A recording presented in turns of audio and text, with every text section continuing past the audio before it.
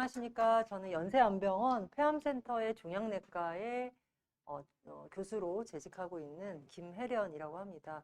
제가 오늘 말씀드릴 내용은 사실 이제 각각 또 주치의가 계시고 또 저희 주치의 교수님들께 잘 치료를 이제 받고 계신 분들이시고, 하지만 저희가 이제 폐암의 치료들이 굉장히 빨리빨리 변하고 있고 또 신약 임상도 많고 하기 때문에 전반적인 내용과 그다음에 어떻게 하면 우리가 조금 더 이 폐암을 잘 이겨서 싸울 수 있는지, 그래서 또 저희 병원에서 진행하고 있는 임상시험들도 조금 소개를 시켜드리고 해서 저희가 조금 환자분들한테 조금 정보를 좀 제공을 드리기 위해서 그렇게 준비를 했습니다.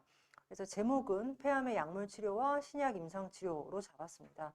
아마 여기 계신 우리 환우분들께서는 또 이렇게 관심을 많이 보여주시는 분들이시기 때문에 아마 공부도 많이 하셨을 것 같아요.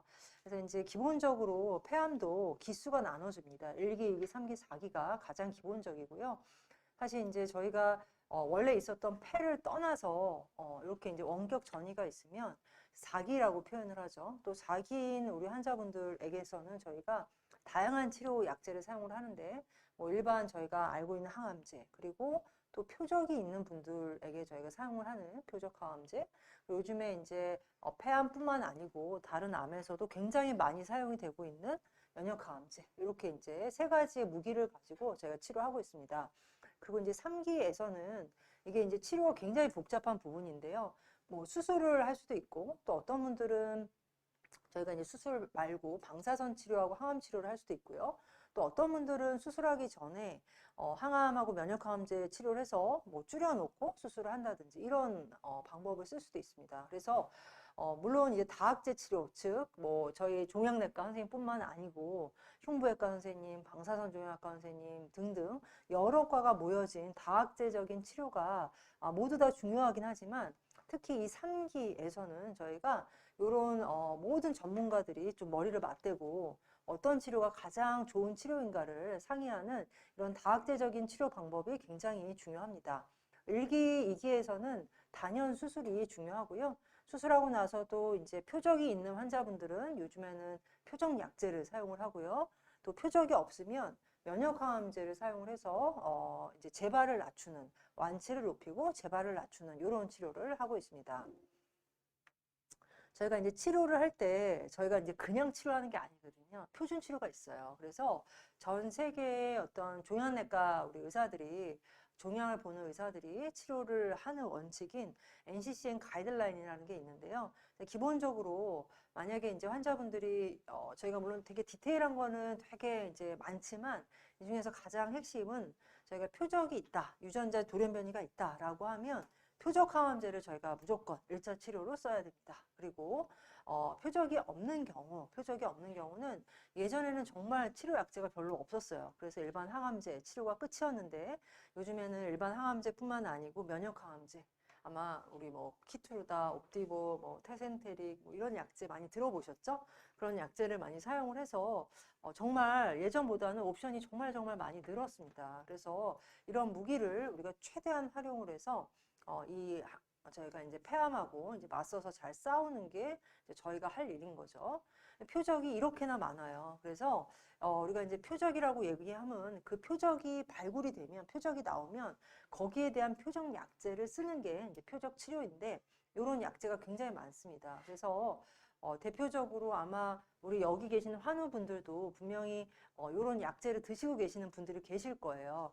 EGFR 돌연변이는 또 우리나라 이 아시아인들한테 굉장히 많거든요. 그리고 흡연을 하지 않는 분들한테 많기 때문에 이런 EGFR 돌연변이가 있으면 뭐 타그리조라든지 뭐 렉나자라든지 이레사라든지 지오트립, 뭐 탈세바 이런 약을 1차로 많이 먹습니다. 뭐 최근에는 또 렉나자하고 타그리조가 보험이 되거든요. 1차 치료로 많이 사용이 되고 있고요. 뭐 알크라는 돌연변이가 있으면 알크 억제제, 로스1이라는 돌연변이가 있으면 이런 돌연변이를 치료하는 약제, 이런 거를 사용합니다. 그러면 이거를 모르면 어떻게 할까요? 사용을 못 하겠죠. 그래서 이런 돌연변이를 일반적으로 발굴하는 돌연변이뿐만 아니고 숨어있는, 그러니까 단지 뭐 1%, 2%이지만 숨어있는 돌연변이를 찾아내기 위해서 여러 가지 검사를 실제로 하고 있습니다. 뒤에서 또 말씀드리도록 할게요. 현재 저희가 비소세포 폐암 우리 환자분들에서 유전자 변이, 즉 약을 쓸 수 있는 유전자 변이, 그리고 여기에 대한 표적 항암제가 다음과 같이 허가가 되어 있고요. 일부는 보험이 되고 아직 일부는 보험이 안 되고 있습니다. 보시면 옛날에는 뭐 불과 한 요 정도까지만 약이 개발이 돼 있는데 진짜 최근에 이런 약제들이 줄줄이 허가를 받게 되고 약 개발이 되어서 승인이 되게 되었죠. 그래서 이런 돌연변이를 모르면 못 쓰는 거예요. 모르면 못 쓰는 거죠. 그래서 우리가 기존에는 EGFR, 이런 알크, 로스원 뭐 요 정도만 검사를 했다면 이게 없으면 사실 이제 저희가 이 밑에는 어차피 모르는 약이어서 하지만 요즘에는 밑에 있는 이렇게 굉장히 1%, 2%밖에 나오지 않은 돌연변이지만 이런 게 있을 때에는 반드시 이거를 찾아내서 거기에 대한 약을 사용하는 게 굉장히 중요합니다. 그래서 이제 표적을 찾아내는 게 그만한지 중요한데 표적을 찾아내는 방법이 되게 다양하게 있어요. 그래서 유전자를 한 개 검사하는 방법이 있고요. 이거는 진단 당시에 한꺼번에 하기 때문에 보통 이제 병원마다 좀 차이가 있지만 저희 병원 같은 경우에는 첫 진단이 되면 이런 검사를 그냥 한꺼번에 해버리죠. 한꺼번에 하고 여기서 나오면 이런 표적 약제를 쓰는 거고 안 나오면 숨어있는 돌연변이를 발굴하기 위해서 다른 검사를 해요. 정밀 검사를 하는데 그 검사 이름이 NGS라는 검사예요. 그래서 한꺼번에 300개 유전자를 쫙 검사를 하는 거예요. 그리고 이제 기간이 좀 걸리고요. 사실 보험이 일부 되긴 하지만 이게 그래도 만만치 않은 가격이에요. 한 150만 원, 100에서 150만 원 정도 되는 가격이고요. 근데 이제 저희가 이제 보험이 되면은 그거보다는 좀 가격이 떨어지겠죠. 그래서 저희가 예전에는 이런 치료가 옵션이었거든요. 그러니까 뭐 원하는 분들은 하고 원하지 않으면은 사실 뭐 안 해도 그만이고. 근데 요즘에는 숨어있는 돌연변이를 알면 저희가 치료할 수 있는 옵션이 굉장히 많기 때문에 NGS 검사를 할 수 있습니다. 그리고 심지어는 조직뿐만 아니고 조직이 어려우면 조직이 없는 분들이 있잖아요. 저희가 조직 검사 했는데 조직 검사 지금 다시 하기도 너무 힘들고 이런 분들은 혈액에서도 그걸 할 수가 있습니다. 혈액에서도 NGS를 해서 저희가 이제 이런 유전자를 찾아낼 수 있다. 그래서 주치의 선생님들하고 잘 상의를 하셔서 아마 선생님들이 필요하신 분들은 아마 얘기를 하셨을 거예요. 권유를 하시고. 그래서 치료하는 게 굉장히 중요합니다. 그러면 NGS를 해서 뭘 알 수 있냐? 여기 보면 조금 숫자가 작긴 하지만 글자가 작긴 하지만 요런 아주 1, 2% 되는 돌연변이를 잘 밝혀서 결국은 표적 치료를 하기 위한 거죠. 이런 표적을 발굴을 해서. 그럼 이게 도대체 왜 중요한가? 한번 보면 실제로 저희 환자분이신데요. 이 환자분께서 연세가 한 80세 정도 되셨어요. 그리고 2017년도에 처음 오셨고요. 환자분은 흡연력은 없으셨고 오셨는데 이렇게 덩어리가 보이죠? 이게 암덩어리예요. 그 다음에 여기도 림프절이 있어서 기수는 3기 후반이셨어요. 환자분한테 저희가 이렇게 나왔는데 처음엔 표적이 없었어요. 표적이 없어서 이 환자분께서 항암 치료만 받았어요. 항암 치료 했는데 효과가 좋다가 한 2년 지나니까 또 내성이 생긴 거죠. 사이즈가 이렇게 작았던 게 다시 커졌어요. 이 시점에서 저희가 유전자 검사를 했습니다. 그래서 아까 말씀드린 NGS라는 걸 해서 숨겨진 표적을 봤더니 이렇게 MET라는 표적이 있는 거예요. 그래서 저희가 MET가 있으면 여기에 대한 표적 약제가 있죠. 그래서 우리가 이 환자분한테 이 MET라는 거를 있는 걸 알아서 여기에 대한 약제를 케프마티닙이라는 약제를 2019년도부터 사용을 했습니다. 그리고 다행히도 약에 대한 반응이 좋아서 2019년도 4월이고 이게 2022년도 4월인데 이때 이제 환자분이 연세가 80세에서 이제 저를 만났는데 85세가 됐죠. 그래서 이렇게 치료를 잘 받고 계세요. 그래서 이 환자분이 만약에 우리가 이런 NGS를 안 했다면 이런 치료를 못 받았겠죠. 그래서 NGS가 필요한 이유가 이것 때문이다. 이제 이렇게 저희가 알 수 있었으면 좋겠습니다. 이제 다음은 우리가 이제 신약 임상 프로그램이 아마 우리 환우분들 다니시는 병원에도 굉장히 많을 거예요. 요즘에 폐암은 워낙 신약이 많아서 임상 시험들을 굉장히 많이 하고 있는데요. 그러면 아까 제가 보여드렸던 대로 신약이 이렇게 많은데 왜 또 신약 임상을 하냐 그럴 수 있잖아요. 그 이유 중에 하나가 기존에 현재 저희가 치료하고 있는 표준 약제가 100%가 아니잖아요. 그죠? 아직까지도 굉장히 한계가 많아요. 그리고 심지어 아주 좋은 표적 치료제를 사용을 한다고 쳐도 그런 표적 약제가 어느 시간이 지나면 내성이 또 온다는 거죠. 내성이 오면 그때는 이거를 극복하는 약제를 사용을 해야 되는데 우리가 그 약이 충분하지 않다는 거죠.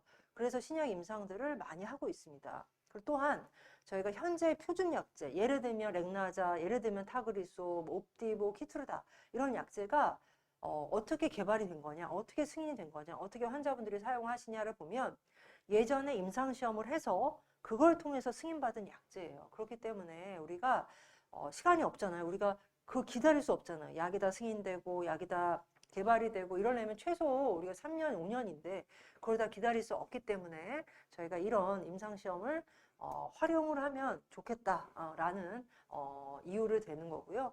그래서 임상 프로그램이 저희가 필요한 이유죠. 임상연구 참여하는 게 좋을까요?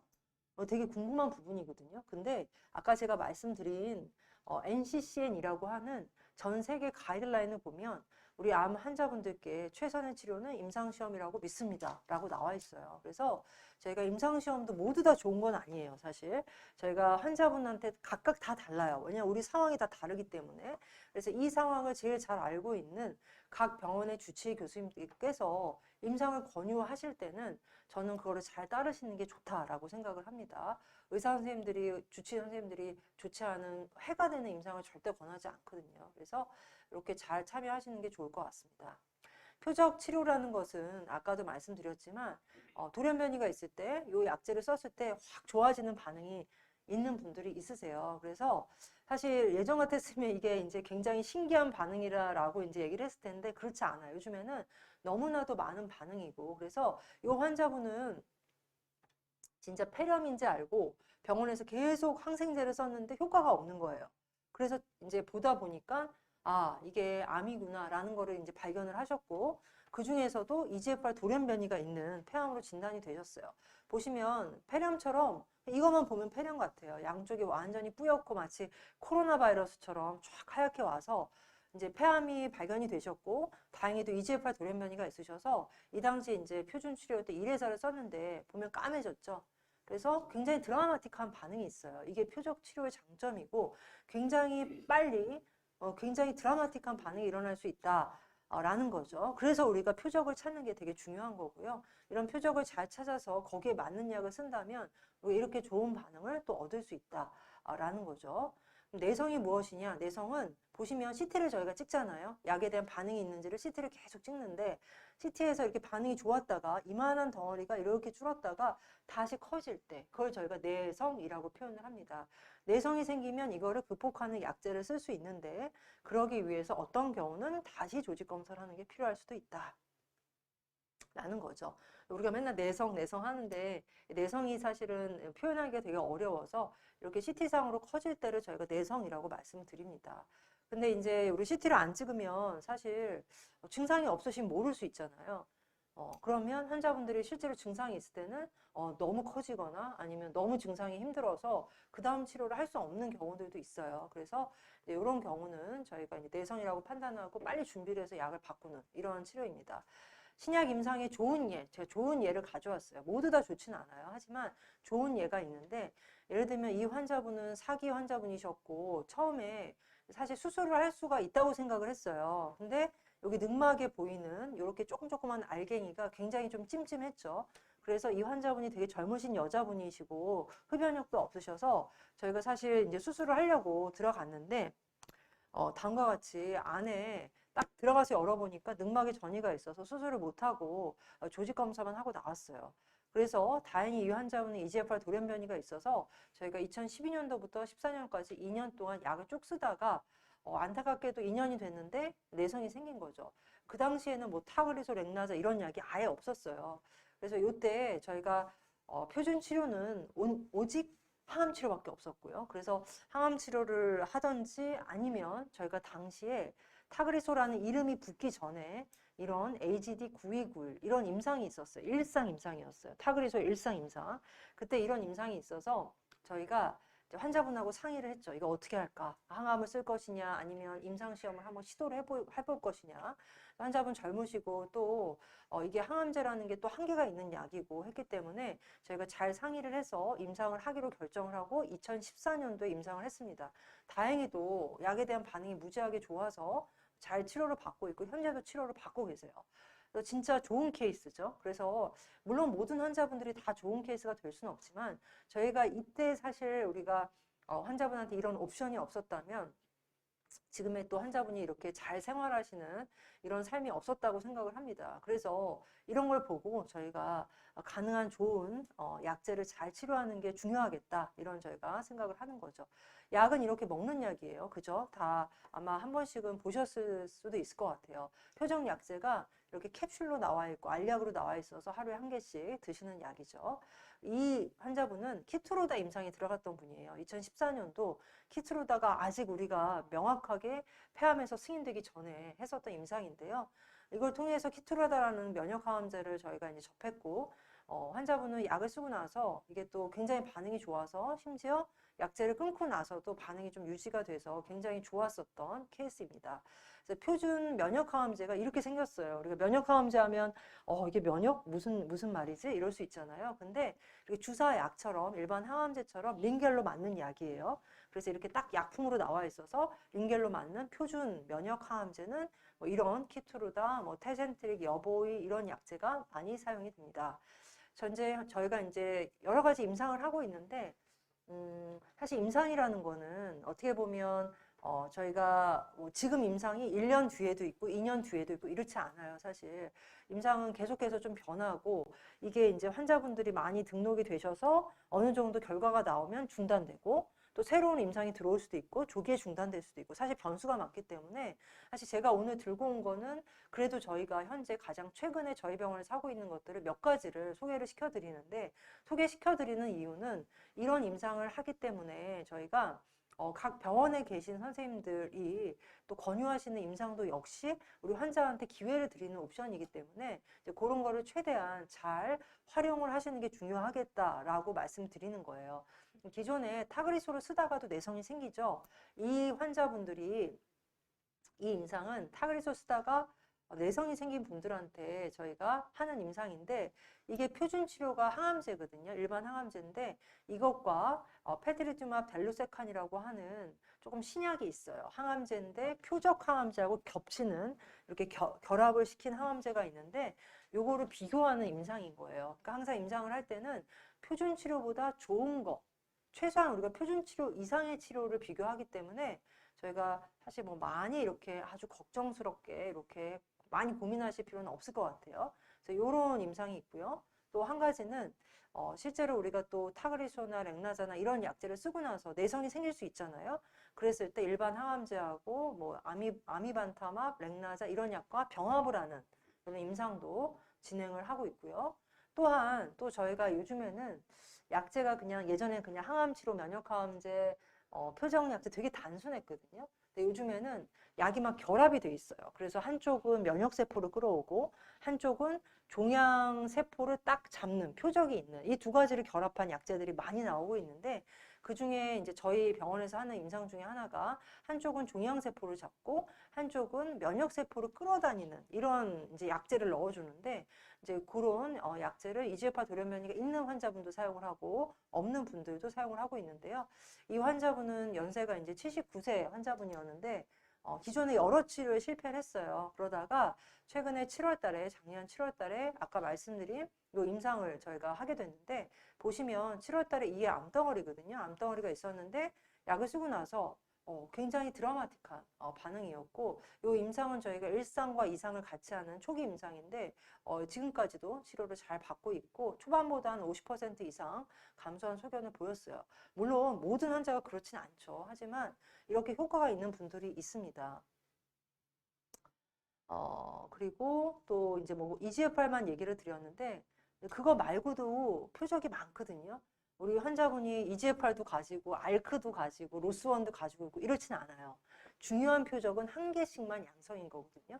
그래서 이제 EGFR 빼고 KRAS를 가진 환자분들은 또 여기에 대한 KRAS 억제제를 사용할 수 있는데 아직까지 이런 약제가 보험이 안 돼요. 그래서 소토라십 같은 임상을 하면서 저희는 이제 이 임상을 하면서 소토라십을 환자분들한테 그래도 무상으로 좀 지원을 해드릴 수 있고 이런 임상을 실제로 하고 있습니다. 그리고 또 한 가지가 요즘에 새로 나오는 약제가 이렇게 미사일처럼 생긴 항체 끝에다가 표적 끝에다가 약물을 탑재해 놨어요. 그러니까 항암제 부작용이 생기는 이유가 그냥 항암제가 혈액으로 막 이렇게 돌아다니니까 부작용이 생기는 거거든요. 그러니까 이게 암세포에 딱 꽂히면 부작용이 안 일어나겠죠. 그래서 이렇게 미사일을 만들어서 암세포 안으로 쏙 들어가서 항암제가 다른 데로 번지지 않고 암세포를 정확하게 타겟으로 하는 약제가 많이 나와 있는데 그 대표적인 약제가 NO2 이런 약제가 있어요. 그래서 이 약제로 임상을 하는데 1차 치료로 저희가 유전자 돌연변이가 없고 그 중에서도 헐투라고 하는 이 양성인 환자분들이 전체 폐암에서 한 2에서 8% 정도 차지하는데 이 환자분들한테 이런 약제를 미사일 약제를 항암제나 면역항암제 같이 쓰는 이런 임상도 진행을 할 정도로 굉장히 많이 이런 약제들이 개발이 되고 있습니다. 환자분 예인데요. 효과가 좋았었던 환자분이시고 겨드랑이 림프절이 이렇게 컸었는데 약을 쓰고 나서 많이 줄어들고 간에 있었던 전이도 많이 없어진 이런 케이스가 있습니다. 그래서 저희가 비단 저희 병원에서만 진행한다기보다 여러 병원에서 또 큰 병원에서 많이 진행을 하고 있는 임상들이 요즘에 이런 신약들 기존의 면역항암제에 실패한 환자분들이나 아니면 표적약제에 실패한 환자분들한테 이렇게 임상 연구를 진행을 하고 있습니다. 또한 이제 이것도 비슷한 저희가 임상 시험이고요. 저희 병원, 삼성병원, 서울병원 이렇게 저희가 진행을 하고 있는 임상이라서 기존의 면역항암제 실패하신 분들한테 할 수 있는 임상입니다. 뒤에는 사실 조금 시간도 저희가 많지는 않아서 요즘에는 이제 4기 환자분들 또는 기존 치료에 실패한 분들도 있지만 저희가 수술을 하신 분들, 수술이 가능한 분들 혹은 수술하고 나서 재발 방지 요법으로도 면역항암제 또는 이런 표적 약제 이런 것들을 많이 사용을 하는데요. 사실 항암하고 나서 저희가 면역항암제 하면 좋지만 아직까지 면역항암제가 우리나라에서는 보험이 안 되는 경우가 많아요. 그래서 이런 환자분들한테 저희가 약을 또 면역항암제를 사용을 할 수 있는 이런 임상 프로그램들이 있습니다. 그래서 이런 임상 프로그램들을 조금 적절하게 저희가 사용을 하면 키트루다라든지 아니면 임핀지라든지 이런 약제를 또 저희가 조금 부담 없이 조금 편하게 이렇게 또 진행할 수 있는 여러 가지 프로그램들이 또 있어요. 이런 거를 활용을 저희가 많이 하고 있습니다. 수술 후에도 표적이 있으면 옛날에는 그냥 항암 치료만 하고 말았는데 최근에는 타그리소라든지 아니면 알렉센자라든지 이런 약제를 쓰는 이런 임상들도 많이 저희가 활용을 하고 있습니다. 정리를 하면 치료는 저희가 PD-L1 상관없이 표적이 없으면 항암제와 면역항암제를 같이 쓰는 게 가장 좋고요. 그리고 표적이 있으면 표적 치료를 하는 게 가장 좋은 방법입니다. 내성이 생기면 저희가 내성 기전에 따라 다르겠지만 내성 기전에 따른 치료뿐만 아니고 다양한 신약도 저희가 가지고 있는 중요한 무기이기 때문에 사용을 하는 게 굉장히 중요합니다. 그래서 일단 제가 말씀드린 거는 일반적인 항암 치료와 임상 시험이 우리가 어떻게 활용할 수 있는지, 환자분들한테 어떻게 활용할 수 있는지에 대해서 조금 말씀을 드렸고요.